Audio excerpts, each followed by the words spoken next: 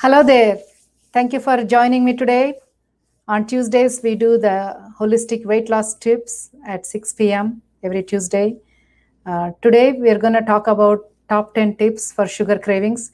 Have you ever had one of those afternoons when you felt a little bit slump post lunch, sometime around 3 o'clock or 4 o'clock, and went around the house looking for something sweet to eat? And how about after dinner, right? The sweet tooth craving that we get. Well, if you had one of those moments, then you're not alone. It happens to a lot of us. So here today, I'm going to talk about top 10 ways and how you can curb those sugar cravings, and especially when you're following a low carb and keto diet. Thank you for joining me. I'm Dr. Indrani Raman. I'm the founder of Excel Health MD.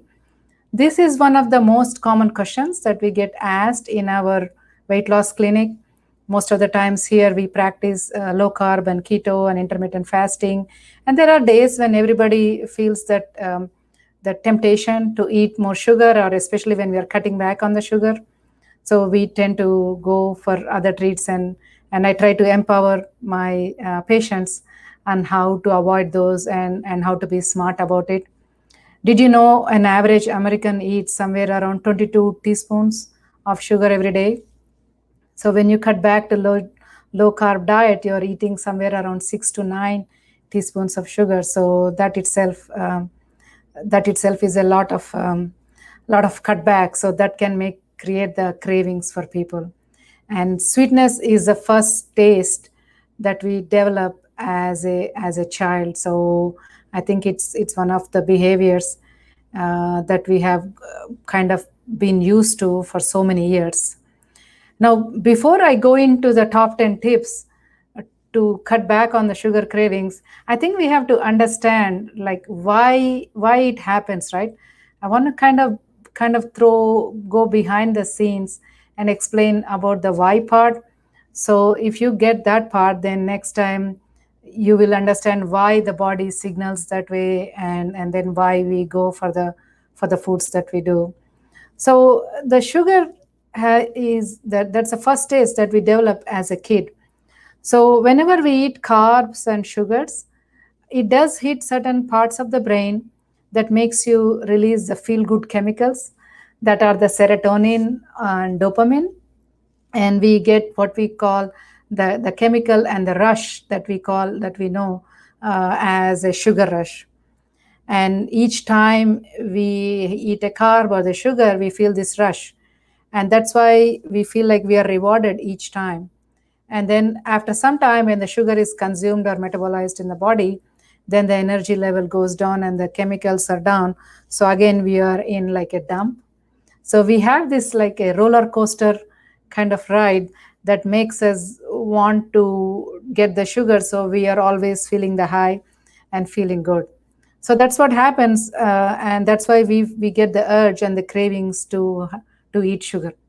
So now that you know why your body behaves that way, you will be a bit more smart and make better choices. So now let's get to the main top tips that I'm talking about that can help you on your weight loss journey. So the first tip I would say is nuts. So nuts are my number one go-to snack when we are doing a low carb diet. They are very portable. They are excellent source of protein. They're excellent source of fat and fiber. The best nuts that you can try for these are the macadamias or the Brazil nuts and pecans. So any of those nuts will be good. The only caveat with the nuts is you want to avoid the roasted ones, and you also want to avoid those with have flavorings on them, because they can contain sugar. They make them taste better, so because they can have sugar in them, and they're also roasted in a vegetable oil, so that can create more inflammatory factor. So overall, it may not be good for you to eat flavored or roasted nuts. Also, with nuts, you got to be aware of the portion sizes, because they can pack in a lot of calories too, especially for women. But otherwise, if you can portion yourself and eat the unsalted nuts and unroasted nuts, kind of those things, so that will be really an excellent choice. And it has and it will hit the spot to cut down the sugar cravings. All right. So the next one is veggies. Now, veggies are really a great snack at any time of the day. They give you that crunchiness, and veggies also have some natural sugar in them that can really help you with your craving too.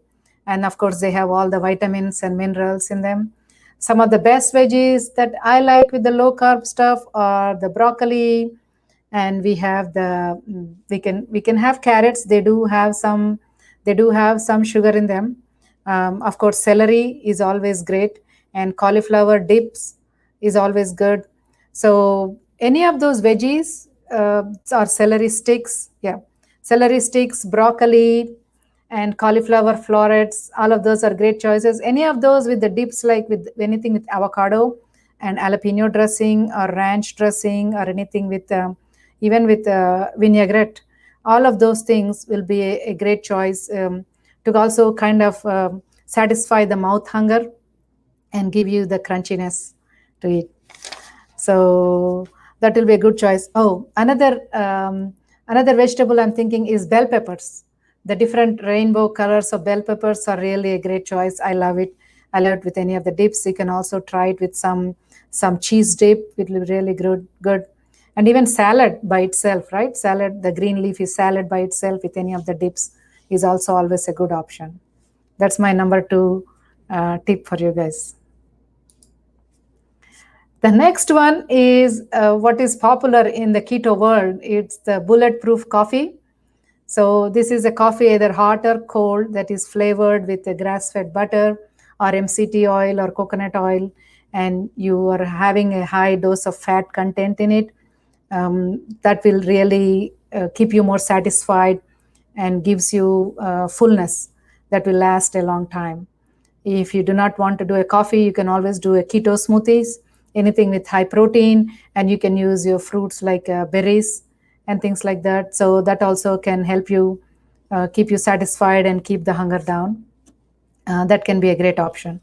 Of course, you can always add so many of the antioxidant and anti-inflammatory stuff to the smoothies, like any ginger roots or turmeric, and you can even throw some green leafy vegetables in there, like kale and spinach and things like that, to kind of make it very packed with all the antioxidants, all at the same time helping you kind of keeping your hunger level down.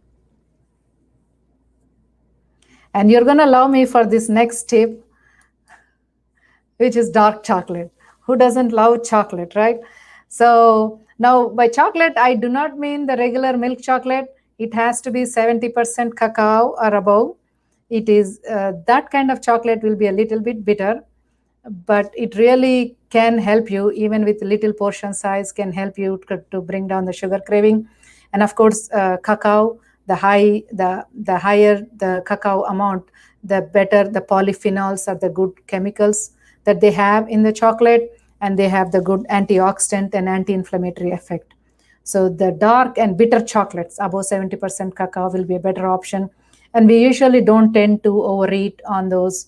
We can even be eating a little bit of those, a bite of those, and be satisfied.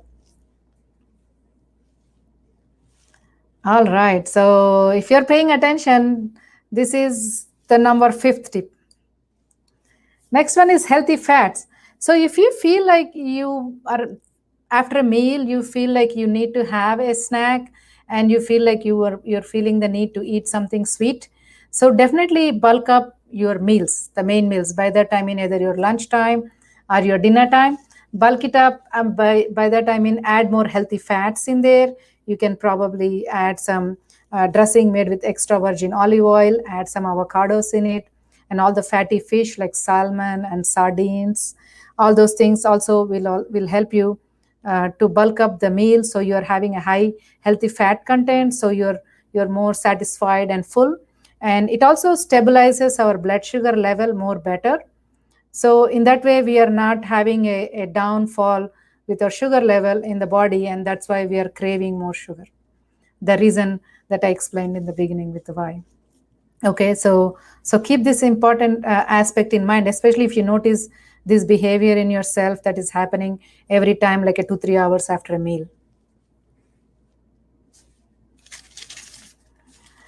And the next one we have is, of course, all the lifestyle habits, right? The main thing I always counsel my patients in all the visit they have, they get some health coaching and also some empowerment with education, because my approach to weight loss is all about integrative, because we do have to talk about all those things, other things also than nutrition, to tackle the weight loss. Otherwise, it's not going to sustain just by doing a diet by itself or taking a pill by itself. It does have to be an integrative management. So part of the thing I always suggest highly to my patients, and also try to follow in my own life, is getting adequate good quality of sleep. When we don't get good sleep, our the hormones go haywire. Our hunger hormones go up, our cortisol goes up, our cortisol levels go up, and we do feel more hungry, and we are also, our energy level is down because we have not slept good, and then we naturally tend to reach for sugar because of both of those things. So inadequate sleep leads to less energy level and increased hunger hormones. So remember this and try to get at least 7 to 9 hours of sleep and good rest every day if you don't want to be eating more sugar in your diet. And the next one I would say is what I call a visual hunger. So this is like removing the temptation out of your sight, right? So the best example I can give is as going grocery shopping. You see that the most junk foods are kept at the eye level, so that they are right in front of your face, right? And even the same thing when you're trying to check out at the cashier counter, the most junk and sugary stuff is especially kept at that level, so that you have more time to pursue. So they're taking advantage of what's called a visual hunger. So if things are right in front of you, you see food, you feel like you're hungry. So to avoid that, I think, and to avoid the temptation, the best option is out of sight, out of mind. So if you have something in your lying around your house, like, don't have that donut laying around, or don't have any desserts lying around, clean up your pantry. So, or if somebody is eating those and you cannot control it, then maybe put it away in a cabinet so that it's not in your eyesight and you're not seeing it. So in that way, the pressure is not on you. So you're getting a less stimulation by looking at the sweets, or top things are working for you, then go for it, but go for more natural sweeteners. So that I mean, like, go for a fruit, or go for some dates, and maybe a fruit salad or a banana. Any of those natural sweeteners will always be better for you than going for the artificial or processed sweet. If you're going to use artificial sweeteners and bake something, in general, I tell people just beware of the artificial sweeteners too, not too much of it, maybe not more than 1 or 2 servings of it per day, because they do affect the gut microbiome, and they can also cause increased inflammation, and there's a whole cascade of things that can happen with artificial sweeteners. So best option would be going for natural sweeteners, more fruits, things like dates and bananas, or fruit salad and things like that. And then the other option would be, so there's also another thing called, like, I think most of Americans are deficient in magnesium, and we're also deficient in zinc and chromium. All these things do affect our insulin sensitivity, which regulates our sugar metabolism. So when these aspects are low, when these factors are low, we tend to crave more sugar. And that's also is a cause when the deficiency are a low levels of these in the body, also can be a cause for insulin resistance.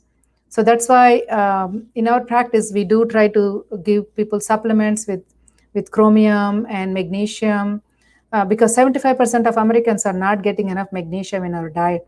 And magnesium plays an important role for so many aspects in the body, including helps with mood issues, it helps with sleep, like leg cramps, and also not only all the muscle activity and the electrical activity that happens with the heart function and also all the muscles in the body too.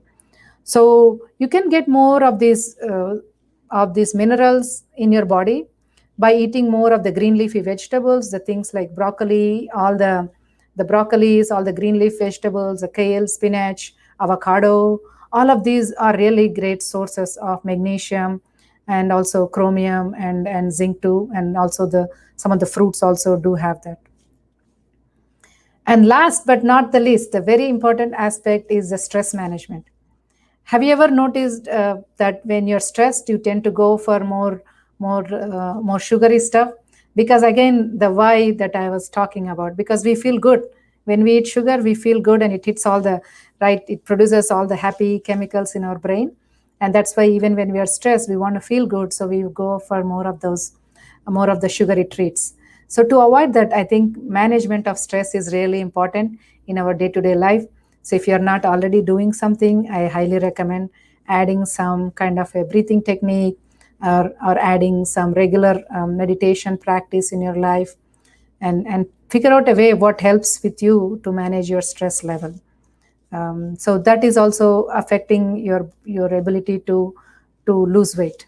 So also when you have high stress levels, it also raises your cortisol levels in your body, and that itself raises inflammation, raises your hunger hormones, and that is also another way that stress can affect your weight loss efforts. And that will also, when you're stressed, you'll also go for more for a sugary treats.